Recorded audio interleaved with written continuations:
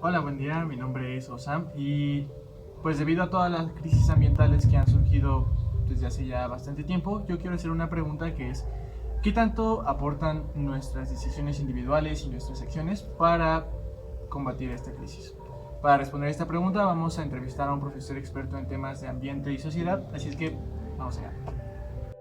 Sí, gracias. Soy Andrés Ávila Armella, profesor, docente en la ENES Morelia y en otras instituciones. A eso me dedico, a la docencia, un poco al campo y un poco pues a, digamos, algunas cuestiones políticas pues que tienen que ver con la organización social, sindical, comunal, etcétera. Entonces, vamos con la primera pregunta. Si yo, por ejemplo, reduzco la cantidad de popotes que utilizo, la cantidad de bolsas de plástico que utilizo también, reduzco mi ingesta de carne o me pongo a hacer composta, todas esas acciones individuales ayudan o sirven de algo para frenar esta crisis.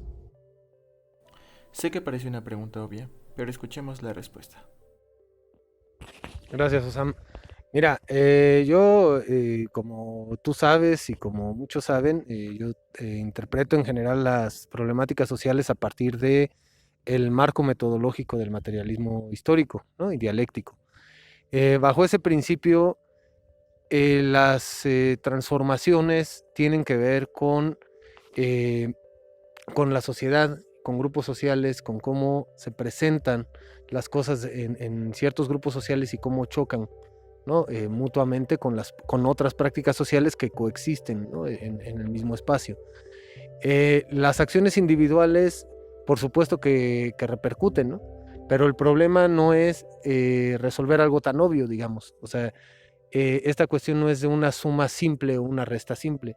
Si nosotros viéramos, por ejemplo, para acá y diríamos, si yo tiro, ¿no?, una botella en este momento, este lugar estaría más contaminado. Pues sí, está contaminado, y si yo tiro una basura más, está un poco más contaminado. Si en lugar de tirar una basura, yo recojo una basura, este lugar está un poquito menos contaminado. Pero la pregunta, si la vemos un poco más allá de eso, es ¿qué puede determinar o no que este lugar esté contaminado? ¿Sí? Ahora, si nosotros tuviéramos una respuesta precisa, científica, a qué explica que el lago de Pátzcuaro esté contaminado, y nos preguntamos qué diferencia hace que yo tire una lata o que recoja una lata, la diferencia va a ser mínima, ¿no? O sea, independientemente de si la tire o la recoja. Ahora, aunque sea en proporción minúscula, ¿qué es mejor, recoger una lata o tirarla? Recogerla, ¿no? Pero eso es obvio, eso, como dices, eso es algo que todo el mundo puede entender. Pero si la pregunta que nos estamos haciendo es ¿cómo evitamos la contaminación en el lago de Pátzcuaro? Esa no es la pregunta para responderla, ¿sí? O sea, igual si nos planteamos otro, o sea, ¿qué es necesario hacer para evitar por ejemplo, las islas de plástico en el océano? ¿Es recoger una basura? No, esa no es la respuesta, ¿sí? O sea, ¿por qué? Porque si nosotros vemos de dónde llega cada una de esas, vamos a ver países diferentes, gobiernos diferentes, tipos de consumo distintos y demás, y entonces quiere decir que habría que englobar. Es como la vieja pregunta del grano de arena, ¿no? O sea, si un grano de arena contribuye, pues contribuye, ¿no? Si se hace como las hormigas, ¿no? O sea, unas hormigas pueden hacer un hormiguero quitando, ¿no?, llevando cosita por cosita cada una, pero todas tienen una misma lógica. Si cada hormiga, en lugar de llevar las cosas al hormiguero, la lleva a lugares diferentes, pues no están solucionando nada para su colonia, ¿cierto? O si cada abeja recolecta polen y se lo lleva a un lado distinto. O sea, el tema es la organización, pues, ¿sí? O sea, si esas acciones individuales están relacionadas con una fuerza social, entonces pueden ejercer una fuerza justamente social que modifique cosas socialmente, ¿no? A otro nivel.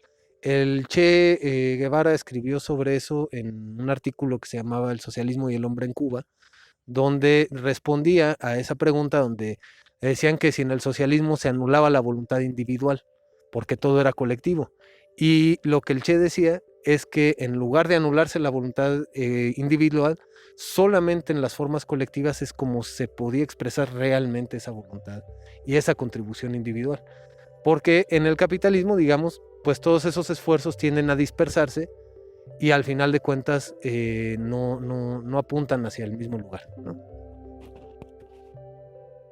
Genial, entonces mis acciones pequeñas aportan, pero queda claro que lo importante es trabajar en grande.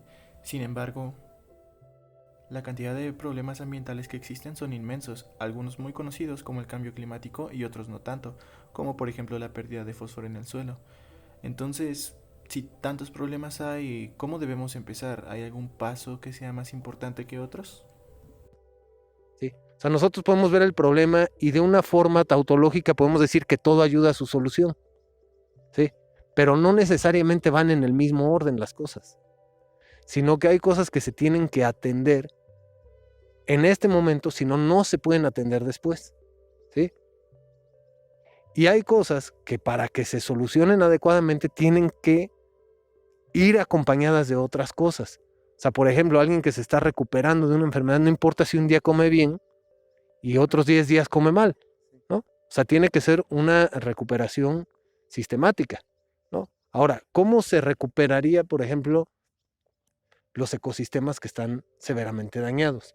¿Cómo evitaríamos que se dañen otros que no están tan dañados y que se empiecen a dañar aquellos que todavía están poco dañados?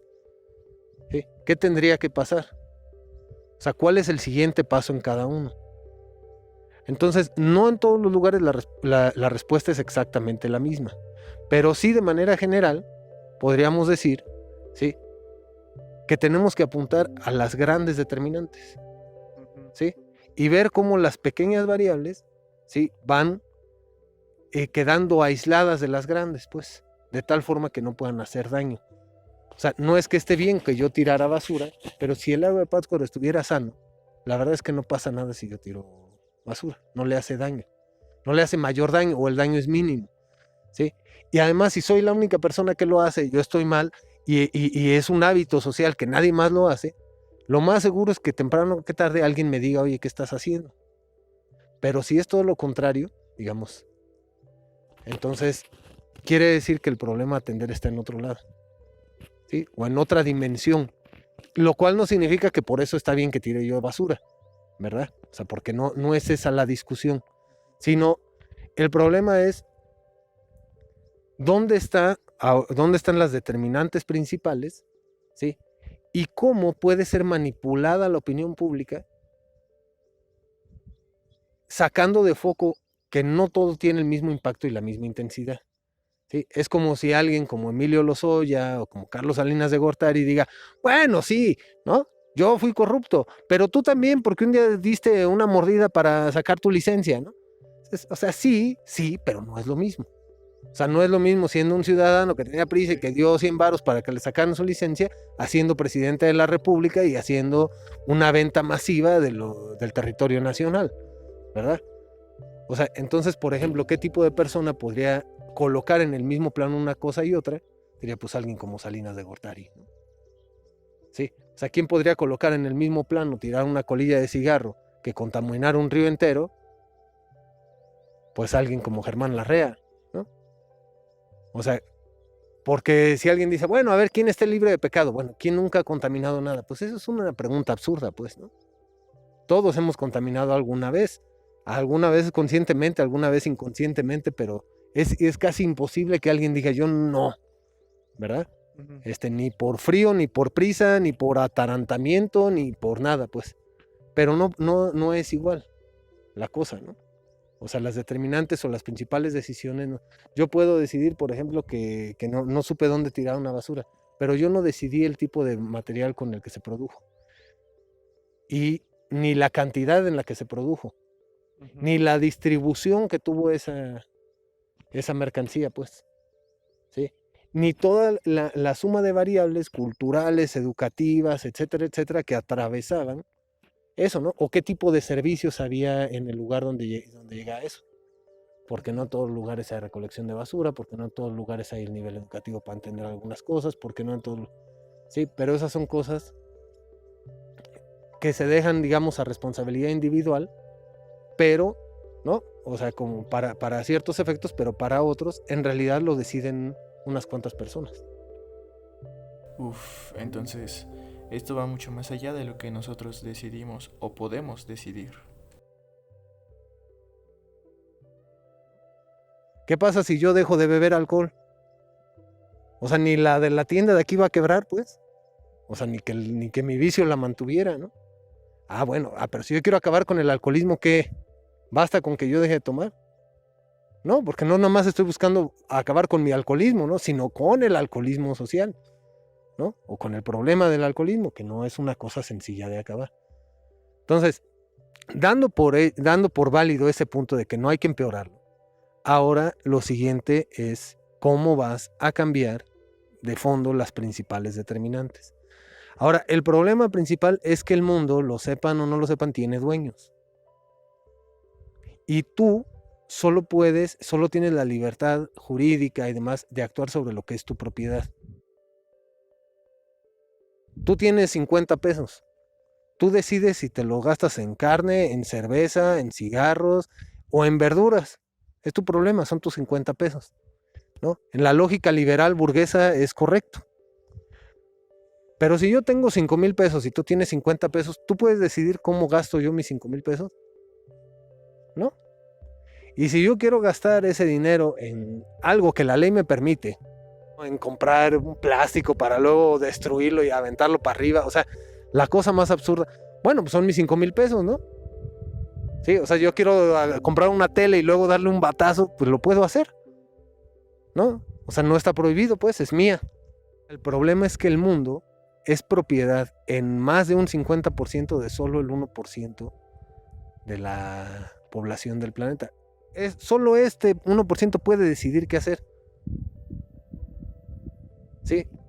O sea, tú aunque les digas, oye, deberías hacer otra cosa, no estás en la lógica liberal burguesa, tú no les puedes decir qué hacer, ni en su casa, ni en su empresa, ni en su propiedad, ni en la carretera que les pertenece, ni en el barco que les pertenece, ni en los satélites que les pertenecen, ni en las telecomunicaciones que les pertenecen. Y entonces, ¿qué te dicen ellos? Pues cambia tú. A mí no me estés moliendo. Tú cambia tus hábitos. O sea, tú elige cómo gastar tus 50 pesos. Pero no te metas con mis 50,000 o con mis 5 millones o con mis 500,000 millones de dólares. Sí, pero si nosotros vemos a ver qué daño le puede hacer, ¿no? Porque al final de cuentas el 80% de la población solo consume el 10% o menos del 10% de lo que hay en el mundo. Que quede claro que entonces tener hijos no es el problema, porque justamente ese discurso está muy difundido. Entonces, ¿cuál es el problema? Y además, si ese 80% en realidad vive más o menos en los límites de la línea de pobreza, ¿cómo le dices al 80% del mundo que es pobre que consuma menos?